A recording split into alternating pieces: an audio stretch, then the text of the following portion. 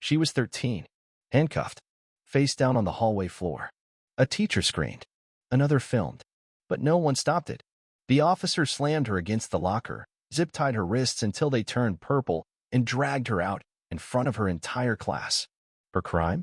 A stolen phone. A false ID. And the wrong skin. 2 hours later, she was in solitary. And nobody came for her. Subscribe and tell us where you're watching us from. Get on the ground. Now. The hallway froze. Lockers slammed. Screams echoed. Feet shuffled back. Emani Carter, 13 years old, stood frozen in front of her locker. Her math textbook half out of her bag. Her mouth open but silent. She hadn't moved. Turn around. The officer yelled again. He was big. Pale. Built like a wall. One hand already on the cuffs. Emani dropped the book. Raised her hands slowly. What's going on? Miss Delacruz, her science teacher, ran from the classroom. She didn't do anything. The officer didn't listen. He grabbed Emani by the arm, twisted it behind her back, pushed her to the floor hard. Students screamed. Phones came out. Someone cried. Emani didn't fight. She didn't speak. Her face pressed against the cold tiles, her arms yanked behind her like she was a threat. She weighed 84 pounds. She stole a phone, the officer barked. Tracked to this hallway. She matches the suspect description. Description. Miss Delacruz's voice cracked.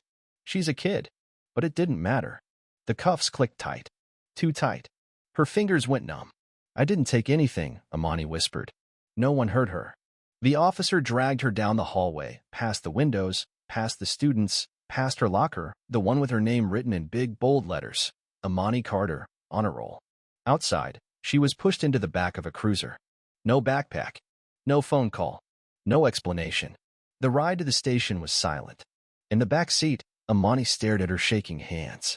She couldn't feel her thumbs. At the precinct, they sat her in a gray room with a metal chair and a ticking clock. 2 officers came in.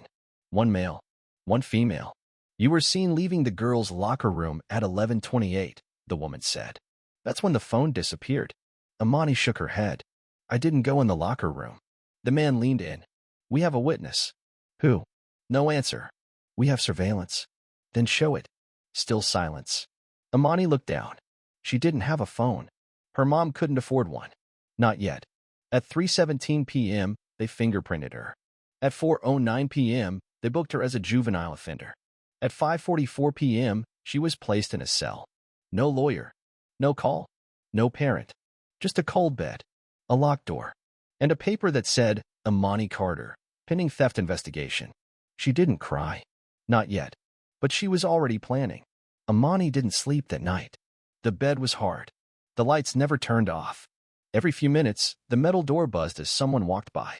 She counted the sounds. 28 in total. Nobody spoke to her. No food. No water. Just the same 4 walls and her thin paper jumpsuit.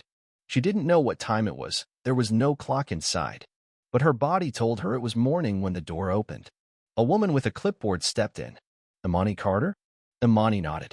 You'll be transferred to juvenile holding this morning. There will be a hearing tomorrow. Do you understand? Emani blinked. Can I call my mom? The woman didn't answer. Just checked a box on her sheet and left.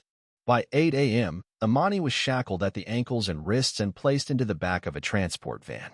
3 other girls sat inside, older, silent, watching her like she didn't belong. She didn't.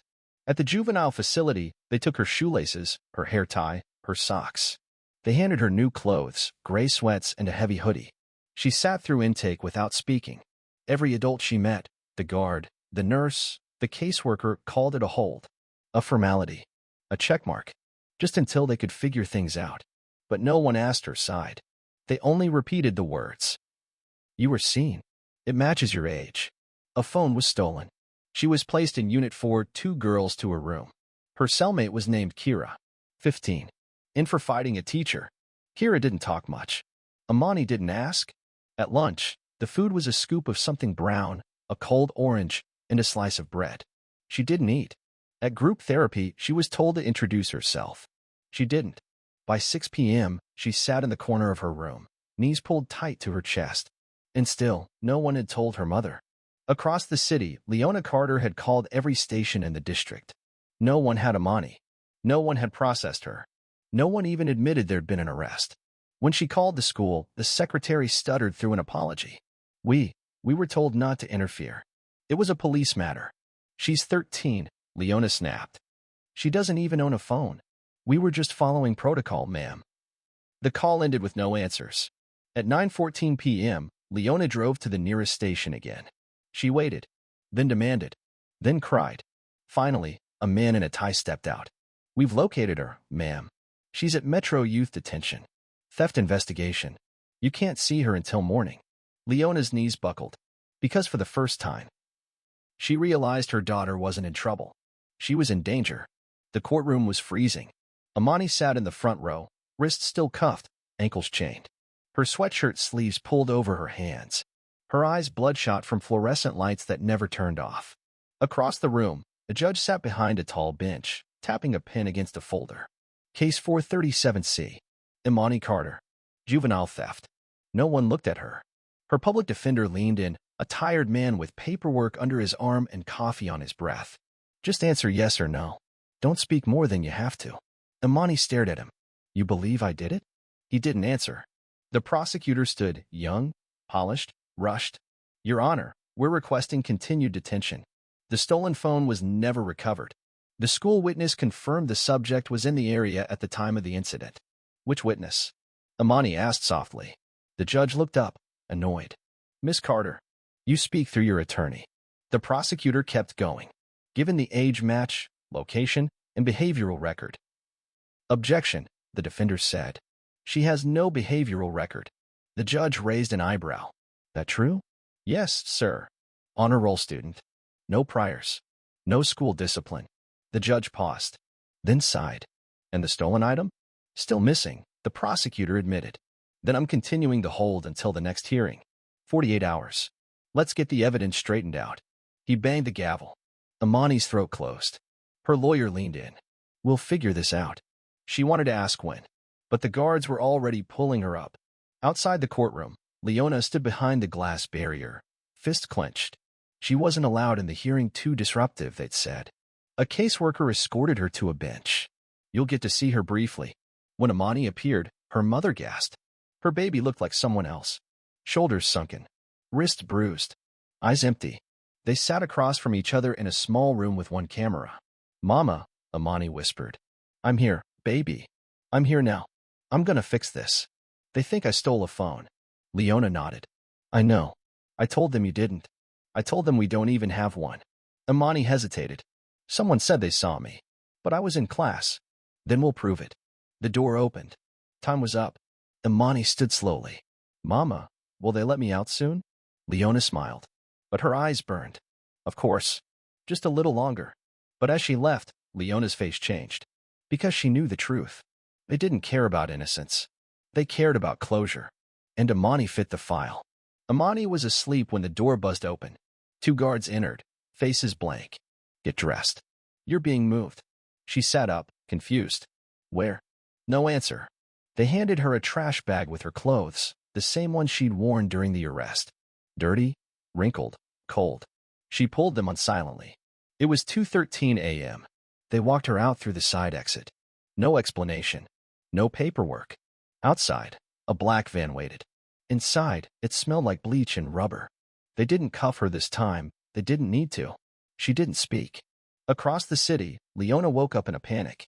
She checked her phone. 3 missed calls, 1 voicemail. Mrs. Carter, this is Officer Brent. Your daughter has been transferred to the County Juvenile Center. Don't come tonight. Wait for the hearing tomorrow. No warning. No consent. No way to stop it. Leona screamed into the dark.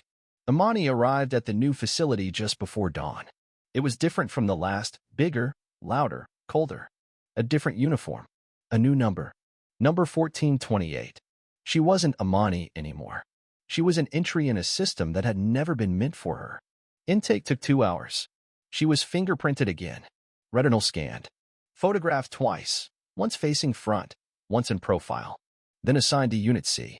6 beds. 1 toilet. No windows. Her new bunkmate was named Jayla. 17. In for armed robbery. Jayla looked her up and down. What they got you for? Emani didn't answer. Jayla shrugged. Don't matter. We all guilty in here. Even when we not. Later that day, the school finally released its surveillance logs. But the footage was incomplete.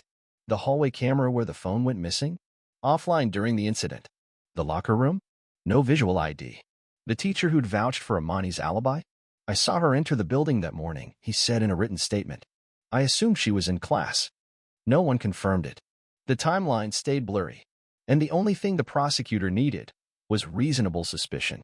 At the next hearing, Emani sat behind a plexiglass panel. She was thinner, quieter, stiffer. The judge glanced at the file. Phone still missing? Yes, Your Honor, the prosecutor said. Any new evidence? We're waiting on data from the school's IT servers. The judge looked down again, then said the two words Leona had feared most. Holt continued. Leona stood up. Your Honor, she's a child. She hasn't done anything. You don't even have the phone. The bailiff stepped forward. Ma'am, please.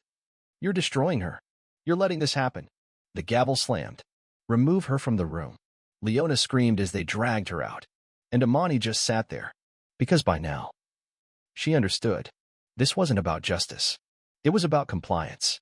Emani stopped waiting for adults to fix it. She stopped expecting fairness. She started watching. Every officer. Every schedule. Every form. She memorized who brought meds at what time, which guards left doors unlocked, which cameras clicked when they moved. She noticed which girls came back from meetings crying, and which ones never came back at all. By her 10th day, she knew the building's patterns better than the staff.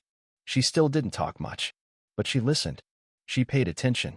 And when no one was looking, she started writing. Tiny notes folded into the hem of her blanket. Friday, Officer G claims footage malfunctioned. Saturday, girl in room 2 sent home. Phone found in her bag? No one told the judge. Sunday, Jayla said she knew who had the missing phone. Girl named Bray. It wasn't evidence, but it was a beginning. At home, Leona Carter filed every complaint she could. She called attorneys, civil rights groups, local journalists. No one called back, or they said the same thing. Juvenile records are sealed. We can't get involved yet. Once the investigation ends, we might be able to review the case. If it goes to trial, then it becomes public. But it was already public. Her daughter was shackled, her name on police reports, her mugshot in school databases. And she was only 13. Inside Unit C, Jayla spoke again. You serious you didn't do it? Emani shook her head. Jayla shrugged. Don't matter. They ain't letting you out till somebody says you did. Emani looked up. But what if I show them who did? Jayla laughed. Girl, this ain't TV. But Emani didn't laugh. She remembered something. The morning of the arrest, she'd walked into school behind someone. A girl with long box braids and gold earrings. She'd been texting on a purple iPhone. Emani remembered, because it was the exact model from the stolen report. She'd seen the real thief. She didn't know the girl's name, but she knew her face. She just needed a way to find her in the system. At the next facility school session, Emani asked to sit near the counselor's desk. While the others did worksheets, she glanced at the files left open on the desk corner. Enrollment logs, incident reports, detention summaries. And then she saw it. Brianna Harris. Age, 14. Admitted 2 days before Emani. The note said, conflict with student over personal property. Denied phone was hers. Evidence pending. Emani's heart stopped. That was her. That was the girl. That was the phone. She wrote it down, folded it deep into her waistband. Now, for the first time since she hit that hallway floor, she had proof. But what she didn't know yet was that nobody wanted it. The next day, during recreation hour, Emani asked to speak with her case officer. It was the first time she had made a direct request. Officer Gillis, a pale woman with a tight ponytail and a loathing for paperwork, barely looked up. You got something to say it fast. Emani kept her voice steady. I have the name of the girl who really took the phone. Gillis raised an eyebrow. Is that so? Her name is Brianna Harris. 14. She came in after me. She had a purple iPhone. Said it wasn't hers. That's in her file. The officer tapped her pen on the table. And how'd you see your file? Emani didn't answer. Gillis smirked. Thought so. Anything else? That's it, Emani said quietly. Then get back to rec. Emani didn't move. You said we could speak if we had information. And I said get back to rec. 2 guards moved forward. Emani stepped back. And she understood. They didn't want to fix it. They wanted quiet. That night, in their cell, Jayla shook her head. You tried to help them? Emani nodded. Jayla snorted. You don't get it, do you? Emani stared at the wall. I do now. The next morning, Gillis entered the room. Pack your things, Carter. You've got a visitor. Emani stood slowly. Who? No idea. Legal. They walked her through 2 locked corridors and into a gray conference room. A woman in a blue suit stood at the table, a thick binder in hand. She didn't smile. Miss Carter, I'm Dana Holloway. I've been assigned to your public defense team. Emani sat. I already have a lawyer. Not anymore. That was temporary counsel.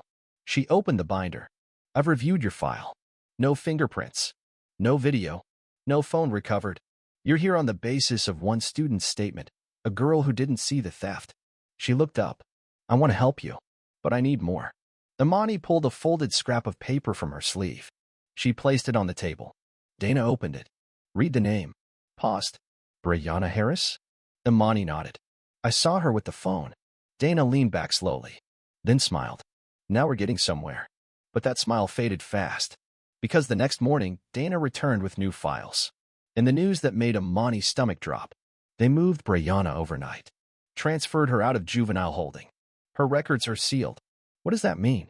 It means they buried her. The witness. The evidence. The lead. But why? Dana closed the folder. Because if you're right, then they're wrong. And this system doesn't like being wrong. Dana Holloway stood in front of the judge 2 days later, her voice calm but clipped.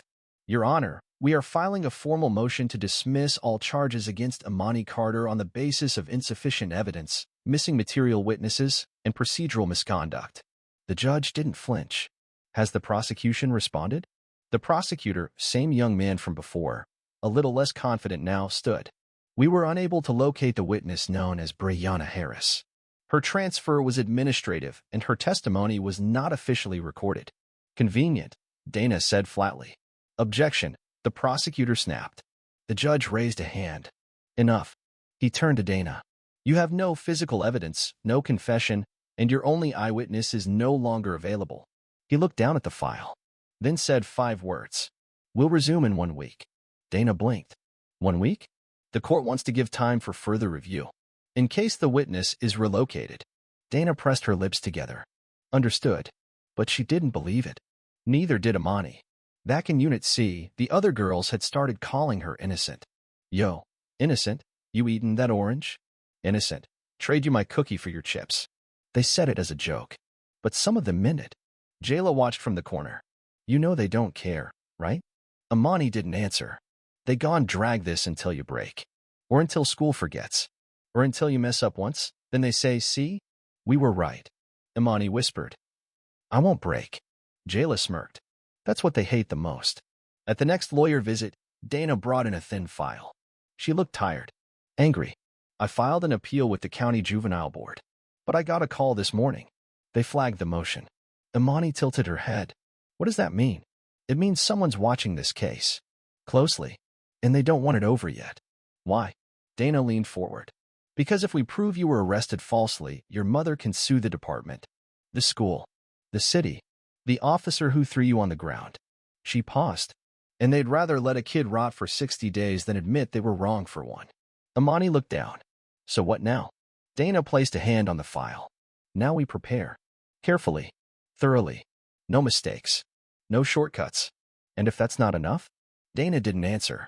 Because they both knew the truth. Sometimes, innocence wasn't the point. Silence was. Emani sat alone at the facility library computer, a once-a-week privilege for quiet behavior. The screen was ancient. The internet heavily filtered. But she didn't need much. She opened the education portal. Logged into her school ID. No password needed, just her student number.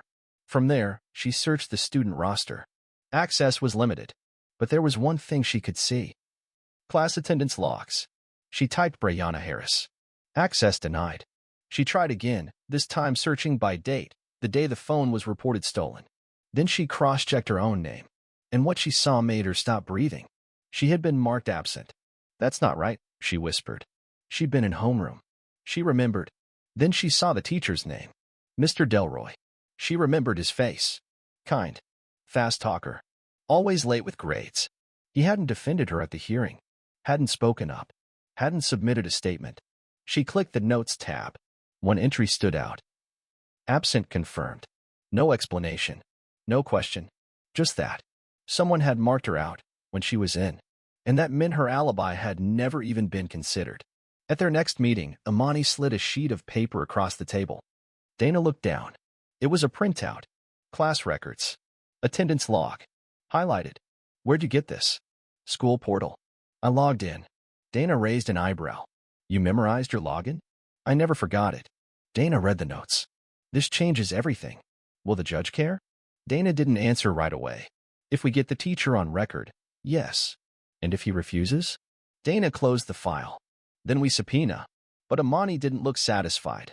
Even if we win, they already treated me like I was guilty. Dana leaned in. And that's why we finished this the right way. Emani looked at her, steady. I'll do whatever it takes. That night, back in Unit C, she sat on the edge of her bed and stared through the bars. She wasn't crying. She wasn't shaking. She was planning. Because she'd learned the rule. If they didn't give you justice, you built your own. Mr. Delroy sat stiffly in the courtroom seat, sweat darkening the collar of his shirt. Dana stood beside Emani, her voice razor-sharp. Mr. Delroy, on the morning in question, did you take attendance? Yes. And did you mark Emani Carter as absent? He hesitated. I believed she wasn't there. Dana held up a printed copy. This is from the school portal. You marked absent confirmed. Who confirmed it? Delroy swallowed. I don't remember. So you checked a box. You didn't confirm anything. He looked down. I didn't think it mattered that much. Dana's voice hardened. A 13-year-old girl was arrested, thrown to the ground, held for 3 weeks based on your checkbox. Delroy didn't answer. Dana turned to the judge. Your Honor, we now have proof that the primary assumption in this case, that Emani was unaccounted for, is false. Her alibi was erased before it was questioned, and no physical evidence links her to the missing phone. The prosecutor cleared his throat. We still have no recovered item, and the named witness was removed, Dana cut in, by the system. With no defense access, no record, and no way to cross-examine. The judge looked at Emani for the first time that day. She didn't look scared. She looked done. I've reviewed the supplemental documents, he said, and I agree that this case has not met the burden of continued detention. He paused. Charges are dismissed. Miss Carter is to be released today. A pause. Then, I also expect this courtroom to reflect on how we allowed it to get this far. But no one clapped. No one apologized. Emani didn't smile. She just stood, her hands no longer cuffed, and waited for the door to open. Outside, Leona stood frozen. When she saw her daughter, she broke, hands shaking, lips trembling. Baby. But Emani walked straight to her. She didn't cry. She didn't collapse. She whispered, We're not done. Leona looked at her. What do you mean? I want every paper, every file, every name. Emani. They left me in there for 24 days. You don't forget that. She looked up at the sky for the first time in nearly a month. Sunlight hit her face, and it didn't feel warm. It felt like a dare, because she'd survived. But she hadn't forgiven. Not yet. 2 weeks after her release, Emani returned to school. No apology from the principal. No statement from the district. No assembly about mistakes. Just silence. She walked the hallway where it had happened. Same tile floor. Same lockers. Same spot where she was thrown down and zip-tied. Nothing had changed. But she had. When she walked into homeroom, the room fell quiet. No one laughed. No one whispered. No one looked away. Mr. Delroy cleared his throat. Welcome back, Miss Carter. She said nothing. She took her seat and opened a notebook filled with notes from her time inside, dates, names, patterns. She wasn't done. At home, Leona filed a civil complaint. The police pushed back. The school claimed procedural immunity. The officer who arrested Emani was reassigned. Not fired. No one wanted the case in court. But Emani kept building it. Not for money. Not for revenge. But because they expected her to forget. Dana Holloway visited once a week now. Not as her lawyer, but as someone who'd watched what happened and couldn't let go. We could settle, you know, she told Emani. Quietly. Get money. Close the file. Emani shook her head. No settlement. Then what do you want? Emani looked at her. I want my name to be the reason it doesn't happen to the next girl. Dana paused, then nodded. We'll make that happen. 6 months later, the case went public. Not viral. Not loud. Just a quiet court date. A public filing. A matter of record. That was enough. Local reporters started asking questions. One student came forward, then another. The same hallway, the same officer, the same excuses.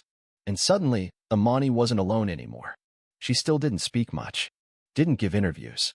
But every time someone asked why she kept pushing her, she answered the same way. Because I remember everything. And they wanted me to remember nothing. The final document was signed in the spring.